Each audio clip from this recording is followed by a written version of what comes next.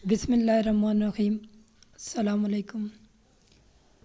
जैसा कि last video में हमने रिवर्सिबल रिएक्शन और इरिवर्सिबल रिएक्शन के मुतालिक सीखा था, तो रिवर्सिबल रिएक्शन को रिवाइज करते हैं। रिवर्सिबल रिएक्शन एक ऐसा रिएक्शन था जिसमें रिएक्टेंट प्रोडक्ट बनाते थे और प्रोडक्ट फिर दोबारा से रिएक्टेंट में चेंज हो सकते थे, जबकि इरिवर्सिबल में रिएक्टेंट प्रोडक्ट में चेंज होते थे और रिएक्शन कंप्लीट हो जाता था।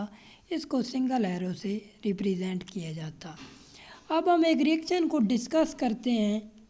ये हमारे पास है कैल्शियम कार्बोनेट की फार्मेशन। कैल्शियम कार्बोनेट या लाइमस्टोन CaCO3, इसकी प्रोडक्शन होगी जब कैल्शियम ऑक्साइड और कार्बन डाइऑक्साइड मिलेंगे। कैल्शियम ऑक्साइड और कार्बन डाइऑक्साइड मिलेंगे तो क्या बनेगा? Calcium carbonate CaCO3। तो ये रिएक्शन एक कंप्लीट रिएक्शन है, इसको आप इरिवर्सिबल भी कह सकते हैं। अब ये हमने एक फ्लास्क के अंदर किया। अब दूसरी फ्लास्क के अंदर हमने कैल्शियम कार्बोनेट जो बना CaCO3 उसको हीट किया।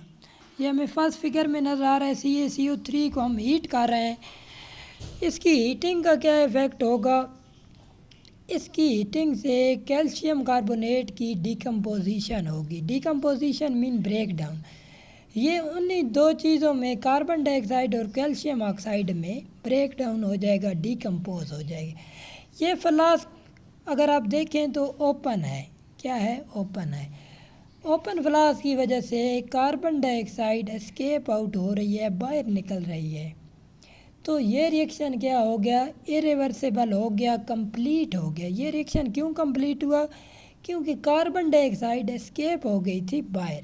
इसका जो प्रोडक्ट था एक, वो कार्बन डाइऑक्साइड एयर में चले गए। अब इसी रिएक्शन को हम करते हैं क्लोज फ्लास्क के अंदर। इस तरह आप इस फिगर को देखें तो CaCO3 को हम फिर हीट कर रहे हैं, लेकिन अब क्या है, हमारी जो फ्लास्क है ये बंद है, क्लोज है। अब क्या होगा? जो हमारे प्रोडक्ट में बनेंगे कैल्शियम ऑक्साइड और कार्बन डाइऑक्साइड, ये दोबारा से, अब कोई चीज़ बाहर जा रही है? नहीं जा रही। नहीं जा रही तो ये दोनों प्रोडक्ट आपस में दोबारा कंबाइन होकर, कम्बिनेशन करके रिएक्टेंट कैल्शियम कार्बोनेट बनाना शुरू कर देंगे। तो ये रिएक्शन क्या हो गया? रिवर्सिबल रिएक्शन हो गया। अब हमने देखा कि जब ओपन फ्लास्क में ये रिएक्शन किया तो इरिवर्सिबल हुआ और इसको हमने कह दिया डिकम्पोजिशन ऑफ कैल्शियम कार्बोनेट। जब क्लोज फ्लास्क में किया तो ये रिएक्शन रिवर्सिबल हो गया। रिवर्सिबल को आप देख सकते हैं दो एरो से, डबल एरो से रिप्रेजेंट किया जाता है। और आप समझ गए होंगे कि ये रिएक्शन रिवर्सिबल क्यों हुआ, क्योंकि कार्बन डाइऑक्साइड दोबारा कैल्शियम ऑक्साइड से कंबाइन हुई। अगर यही कार्बन डाइऑक्साइड बाहर निकल जाती तो फिर ये रिएक्शन इरिवर्सिबल हो जाता। In these two reaction, decomposition is reverse to combination. In reaction में डिकम्पोजिशन कम्बिनेशन के रिवर्स है। कैल्शियम कार्बोनेट को जब क्लोज फ्लास्क में हीट किया तो कार्बन डाइऑक्साइड एस्केप आउट हो गई। ये सारा कुछ इसमें हमने रीड किया। शुरू में क्या होता है? फॉरवर्ड रिएक्शन फास्ट होता है। अब यहाँ पे कैल्शियम कार्बोनेट जो है वो कार्बन डाइऑक्साइड और कैल्शियम ऑक्साइड में चेंज हो रहा है, लेकिन रिवर्स रिएक्शन बिल्कुल नेग्लिजिबल है, ना होने के बराबर है, क्योंकि अभी प्रोडक्ट हमारे बिल्कुल ज़ीरो हैं, सिर्फ रिएक्टेंट ही हैं। जैसे ही रिएक्टेंट के साथ प्रोडक्ट बनेंगे तो फिर फॉरवर्ड के साथ रिवर्स रिएक्शन भी चलना शुरू हो जाएगा। तो ये कंबाइन रिएक्शन को इस तरह से लिखा हुआ है CaCO3 reversible reaction, calcium oxide और कार्बन डाइऑक्साइड। उम्मीद है आपको ये मिसाल समझ आ गई होगी। नेक्स्ट चलते हैं इक्विलिब्रियम की तरफ। When we think about equilibrium, the first word that usually comes to mind is balance. जब भी इक्विलिब्रियम की बात करते हैं तो हमारे जहन में आता है कि बैलेंस के मुतल्लिक है, किसी चीज़ को हमने मुतवाज़न रखना है, बैलेंस रखना है, तो ये इक्विलिब्रियम होगा बिल्कुल।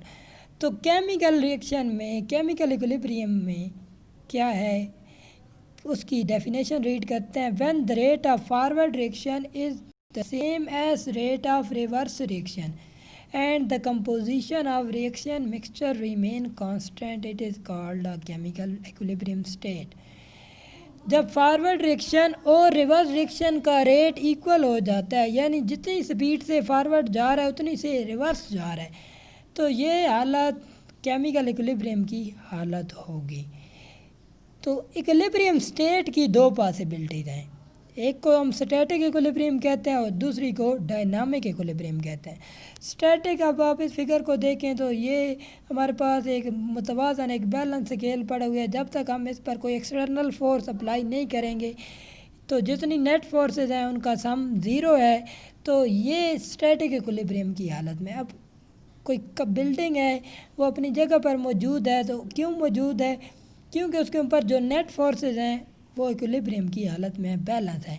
तो ये स्टैटिक इक्विलिब्रियम है। When reaction ceases to proceed, इसमें रिएक्शन रुक जाता है, रिएक्शन नहीं हो रहा, और ये होता है फिजिकल फिनोमेना के अंदर स्टैटिक इक्विलिब्रियम। डायनामिक इक्विलिब्रियम की बात करें तो डायनामिक इक्विलिब्रियम, डायनामिक का मतलब है कि ये चीज़ रुक ही नहीं है बल्कि चल रही है। स्टैटिक में क्या था, रिएक्शन रुक गया था, जबकि यहाँ पे reaction does not stop, only rate of forward and reverse reaction become equal to each other. Forward और रिवर्स रिएक्शन एक दूसरे के इक्वल हो जाते हैं और अपोजिट डायरेक्शन में होते हैं। यानी अब आप इस फिगर को देखें तो ब्लू जो है वो लेफ़्ट से राइट की तरफ जा रहा है और रेड जो है वो राइट से लेफ़्ट की तरफ आ रहा है। तो ये लगातार कॉन्स्टेंटली चल रहा है, रुक नहीं रहा, इक्वल एक स्पीड से जा रहा है। तो ये डायनामिक इक्विलिब्रियम होगी। डायनामिक इक्विलिब्रियम में क्या होता है, rate of forward reaction is equal to rate of reverse reaction. Forward और रिवर्स रिएक्शन, फॉरवर्ड वो रिएक्शन जिसमें रिएक्टेंट प्रोडक्ट में चेंज होते हैं और रिवर्स रिएक्शन जिसमें प्रोडक्ट दोबारा से रिएक्टेंट में चेंज होते हैं। इसका एक ग्राफ है, इसको समझते हैं। ये हमारे पास रेट ऑफ रिएक्शन को हम वाई एक्सिस पे शो कर रहे हैं और टाइम को एक्स एक्सिस पे शो कर रहे हैं। जब शुरू में टाइम ज़ीरो था, बिल्कुल कम था, उस वक़्त आप देखें तो फॉरवर्ड रिएक्शन बिल्कुल बहुत पीक पे है, ऊपर से नीचे आ रहा है, ये फॉरवर्ड ऊपर से नीचे आ रहा है, और रिवर्स रिएक्शन रेड लाइन से बिल्कुल ज़ीरो से शुरू हो रहा है। यानी इब्तदाई टाइम में फॉरवर्ड रिएक्शन क्या है, बहुत ज़्यादा है रेट, और रिवर्स निगलिजिबल है। फिर क्या हो रहा है, फॉरवर्ड का रेट आहिस्ता आहिस्ता कम हो रहा है और बैकवर्ड जा रिवर्स का रेट जो रेड लाइन है ये आहिस्ता आहिस्ता बढ़ रही है, यहाँ तक कि ये दोनों इक्वल हो जाते हैं, एक ही हालत में पहुँच जाते हैं। इस हालत को, इस स्टेट को इक्विलिब्रियम स्टेट कहते हैं। इसको रीड करते हैं कि हमने रिवर्सिबल रिएक्शन की बात की, उसमें ग्राफ है। इनिशियल स्टेज में क्या होता है कि फॉरवर्ड रिएक्शन बहुत फास्ट होता है और रिवर्स रिएक्शन नेग्लिजिबल। फिर क्या हुआ, gradually forward reaction slow down हो रहा है और रिवर्स रिएक्शन स्पीड अप हो रहा है, यहाँ तक कि वो इक्विलिब्रियम को अटेन कर लेते हैं। अब हम एक रिएक्शन डिस्कस किया था पहले भी, अभी दोबारा डिस्कस करते हैं हाइड्रोजन और आयोडीन का। जब ये रिएक्शन क्लोज फ्लास्क के अंदर किया जाता है हाइड्रोजन और आयोडीन का, तो हाइड्रोजन आयोडाइड बनता है। इस रिएक्शन को हमने चूज़ क्यों किया था, क्योंकि आयोडीन का एक कलर था जो उसकी पहचान थी। आयोडीन का कलर कौन सा था, पर्पल। तो जैसे ये हाइड्रोजन और आयोडीन मिलते थे तो हाइड्रोजन आयोडाइड बनता था और आयोडीन का कलर फेड हो जाता, मध्यम हो जाता था। उसी फ्लास्क को जब दोबारा हीट किया जाता तो फिर क्या होता, वही कलर हाइड्रोजन आयोडाइड की डिकम्पोजिशन से, टूटने से वही रिएक्शन दोबारा हाइड्रोजन और आयोडीन बनना शुरू हो जाता, रिवर्स हो जाता। तो उसको उसका आयोडीन का कलर दोबारा शो होने लग पड़ता, जिससे हम कह सकते थे कि ये रिवर्स रिएक्शन हो रहा है। फिर एक टाइम आता है जब, अब यहाँ पे हम रिएक्शन देखते हैं, H2 और I2 पहले मिलकर 2HI बना रहे हैं, ये है फॉरवर्ड रिएक्शन। शुरू में इसका रेट हाई, रिवर्स रिएक्शन आप नीचे से देखें तो ये बिल्कुल नेग्लिजिबल है। फिर HI ब्रेक डाउन होगा H2 और I2 में, यहाँ तक कि ये दोनों इक्विलिब्रियम की हालत में आ जाएंगे और इसको H2 + I2 2HI यहाँ पे शो हो रहा है। तो इसमें हमने डिस्कस किया कि फर्स्ट हमारे पास H2 और I2 कंबाइन होते हैं और HI बनता है हाइड्रोजन आयोडाइड, जो कि फॉरवर्ड रिएक्शन है। शुरू में फॉरवर्ड रिएक्शन बहुत ज़्यादा था, आहिस्ता आहिस्ता स्लो होगा, और रिवर्स रिएक्शन शुरू में कम था, आहिस्ता आहिस्ता तेज़ हुआ। उम्मीद करता हूँ कि आपको ये कंसेप्ट समझ आ गया होगा। इसको रिवाइज़ कर लेते हैं। रिवर्सिबल रिएक्शन में रिएक्टेंट प्रोडक्ट में कन्वर्ट होता है, प्रोडक्ट दोबारा से रिएक्टेंट में कन्वर्ट हो सकते हैं। जबकि इरिवर्सिबल रिएक्शन में रिएक्टेंट प्रोडक्ट में कन्वर्ट होते हैं, प्रोडक्ट दोबारा रिएक्टेंट में कन्वर्ट नहीं होते। पहली फिगर में ये रिएक्शन क्यों कंप्लीट हो गया, क्योंकि कार्बन डाइऑक्साइड एस्केप हो गई, तो ये रिवर्सिबल नहीं हो सका, इरिवर्सिबल था। दूसरी फिगर में जब क्लोज फ्लास्क के अंदर किया गया तो ये रिएक्शन रिवर्सिबल बन गए। इसी तरीके से हमने डिस्कस किया कि शुरू में इक्विलिब्रियम स्टेट की दो हालतें हमने डिस्कस की, स्टैटिक और dynamic. Static equilibrium physical phenomena में होता है और डायनामिक इक्विलिब्रियम जो है ये डायनामिक इक्विलिब्रियम केमिकल रिएक्शन के अंदर होता है।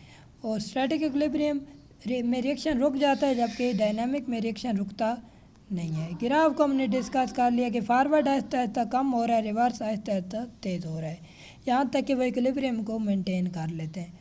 उम्मीद करता हूँ कि आपको ये कंसेप्ट समझ आ गया होगा।